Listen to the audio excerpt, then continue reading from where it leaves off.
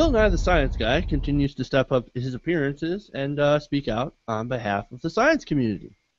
Now this time going on Crossfire to not argue about the existence of climate change, but to point out something we on TYT Community have been saying for a while now. If what Van and the White House are saying is all true, the scare tactics have not worked. Check let me out. ask you before you go on. Well, no, let me finish my question. Let's talk about the facts. You're saying that. No. Let me finish my question, Bill. I want you to take a look at this polling. Only about 36% of Americans think global warming is a serious threat to our way of life. Now, again, let me posit. Everything that Van and the White House have said is true. However, the scare tactics have not worked, and don't you need public consensus to move the needle on this? So how do you want to get public consensus? By saying that it's not happening, that it's not serious, that shorelines aren't flooding? Tell us how to use the science to actually change public consensus. Well, you get the message out. This is serious business. And you remember Hurricane Sandy? The bottom half of Manhattan was flooded. Yeah. The economic effect of that alone is enormous, let alone the rebuilding infrastructure and so on. And we're in the developed world where people can get on the highway and drive. You know, when you say moving a highway 4 feet, it doesn't sound like very much, but you're talking about millions of tons of road that have to be lifted, and that energy has to come from somewhere, and that's just the start of things. And so when we start having crop failures and the drought that's in California continues, the economic cost... Yeah, well, you can look at these things, and you can look at the climate realities, and even this NCA report says that the trend on tornadoes is uncertain. The IPCC report says that the trend on hurricanes is uncertain. We're in the longest hurricane drought. I'm not a denier. I'm not a skeptic. What I'm saying is the climate is changing. Yes, man-made emissions are in some part to that, but we haven't seen these extreme weather event trends. The observed data doesn't prove that. Well, so More importantly is the policy prescriptions, these greenhouse gas regulations coming down, prohibiting building new coal-fired power plants is just going to make us less equipped, less economically prosperous to handle these problems, whether they're more frequent and more intense or not. So let's just start with we don't agree on the facts, right? So this third report came out saying it's very serious. You say no. Right? There's the essence of the problem, S.E.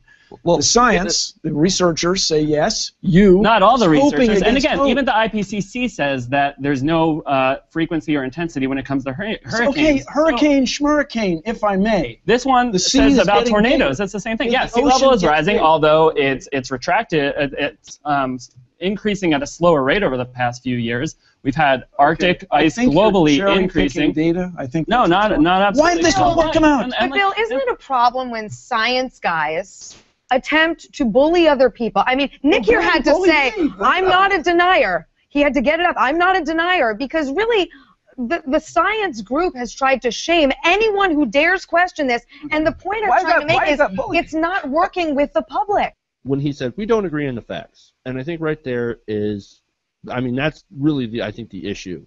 But I also want to talk about the bullying comments made by host S.E. Cupp. But before I do that, we're going to go to Jordan and ask what you think about this. Go ahead, Jordan. Yeah, hey, Mom, if you're watching this, go ahead and turn it off for a little bit. So I want to, like, there's so much I want to say, and I'm sure you guys are going to bring up a lot of things, so I just want to make a real quick statement or two here and then let you guys take over, and if we can circle back, I'll say anything else that didn't get brought up that I wanted to say. First and foremost, I live, the place where we live has been completely decimated by tornadoes twice in 3 yeers now. And that has been attributed to, global weirding or whatever you want to call it. That's a result of climate change. With all due respect to our listeners who get offended at language, that guy can go fuck himself. I'm tired of people like him getting on national television and distracting people from the issues, and it loses lives, it loses property, it loses people's livelihood, and I'm fucking sick of it. So that said, on a less personal note, that same jackass is like typical right-wing projection to a T, and they're sometimes they're savvy about it, but here he did it in the same breath. So his whole point was scientists are drawing conclusions based on correlation without necessarily having a causation, and bullying people into following those conclusions. And then in the same breath, he turned around and did that. So what the report says is that We don't know for certain that every one of these increases in tornadoes can be attributed to climate change, and we don't know, and even though we do know that there does seem to be an increase from it, we don't necessarily know that it's going to increase at the same projections that some people have said. So what the report did not say was, the report did not say that climate change was not driving a lot of these catastrophic events. The report clearly does say that. It just says we don't know if it's driving it quite as much as the correlation necessarily implies. So let's be, kind of open about that and explore that further. What he took the report saying that to mean was, since it doesn't say exactly that, it's actually saying not this. So he did exactly what he accused Bill Nye of doing while he was doing it, and it drives me insane that, like not only that Bill Nye didn't call him out for that, but in a segment where Bill Nye didn't call him out for that and would have been in his rights to call him out for that, is accused of bullying, whenever he is clearly exercising restraint in that exact same segment. Because, I mean, you saw what I did to Sean earlier. And what Sean said was nowhere near as dumb as what that guy said. Like, God, I can't imagine how hard it's got to be for people like Bill Nye to keep their composure on these shows. Right, well, the thing is, Bill Nye, he's not a climatologist. Kind of climate change and climate science isn't his specialist area, and it's so frustrating for me in that all of the kind of network shows across America, they always try to bring on Bill Nye to debate kind of science in general, and they always bring him on for climate change. He's not a climatologist. Get an actual climatologist on. I'm not, disregarding Bill Nye. He speaks very well for the scientific community, but get a real climatologist on to speak about these things. And S.E. Cupp, I mean, sometimes I just want to pimp slap the glasses off her face. She's such an infuriating woman to watch. She's saying, oh, kind of, the scientific community, you're bullying people. You're saying, look how dangerous it is and stuff.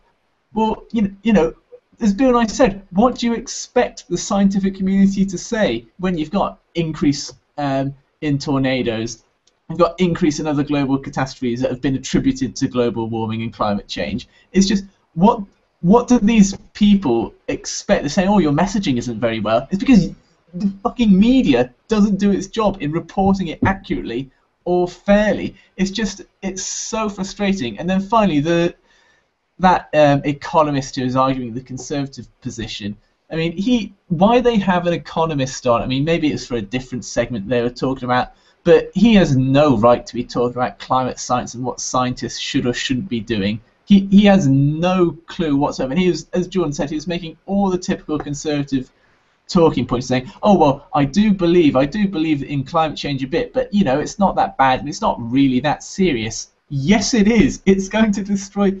I mean, people always say, oh, kind of climate change is going to end the world. It's not going to end the world. The world's going to be perfectly fine. It's humanity that's going to die off if we don't sort this shit out. And like the George Carlin quote, like the world will be just fine. It's just we're fucked. Yeah, exactly. And so the entire segment there infuriates me. One, for having Bill Nye on to talk about climate change. Get someone else on who really does know their shit about climate change. And again, I'm not kind of dissing on Bill Nye at all.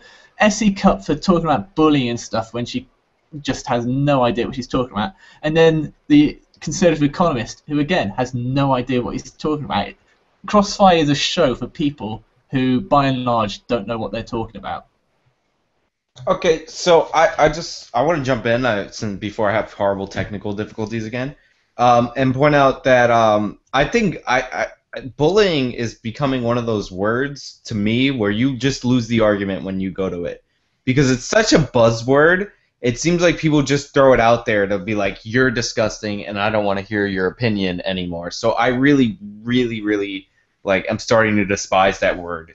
So I just want to, SC Cup I have no interest in. As far as the structure of the show, them having a conservative economist on, for all, we don't know if they were all doing different segments or what the structure of that and why that was apparent. But if they were going to argue if they weren't arguing the science, if it wasn't an economist arguing with Bill Nye, who isn't a climatologist but he is a scientist, if they were going to argue that Norwegian guy Bjorn York or whatever, the author of Cool It, the skeptical environmentalist. If they were going to have that guy who's an economist and does climate work, like argue about whether a certain solution, the results would be economical compared to the cost and all that, like the climate gains would compare to the economic cost. If they're going to have an argument like that, then that would be totally different. But it's weird that you're having an economist argue science, and you're getting Bill Nye, who's not a climatologist, kind of arguing how it would be better if we had all these green new jobs, but he's not an economist. So it's like you're asking two people to argue over things that they don't know what they're talking about, and it's to create confusion is what I feel like the point of it is. Because Bill Nye, it's sort of that false equivalence. Right. And I'm not saying Bill Nye is and I'm not saying Bill Nye. I know that, but what they're doing, in a way, by bringing on Bill Nye and an economist, is that they're creating a false equivalence, and they're also muddying the waters. No. Hey, I'm actually going to defend, because as much as I like CNN is in the tank, and this is another rant I wanted to go on, but obviously, the tornadoes and stuff are kind of personal for me right now, so that's what I wanted to focus on. The reason why 36% of Americans or whatever is all that believe that this is a major issue is, one, because the most watched news network in America, its agenda 3 out of every 4 years is to deny climate change, and then 1 year they spend to get a Republican elected, and then they go back to 3 years of denying climate change. And CNN, which is supposed to be the unbiased news network of the big three, spends its time covering a missing jet instead of covering climate change stories that are destroying communities in America that freaking week. That's why people don't. Think it's that important. To be fair, I gotta kind of call you out a little bit, Jordan. Like it's not technically correct, and this is what a lot of conservatives attack people on, to link individual storm events and not overall trends to climate change. So right.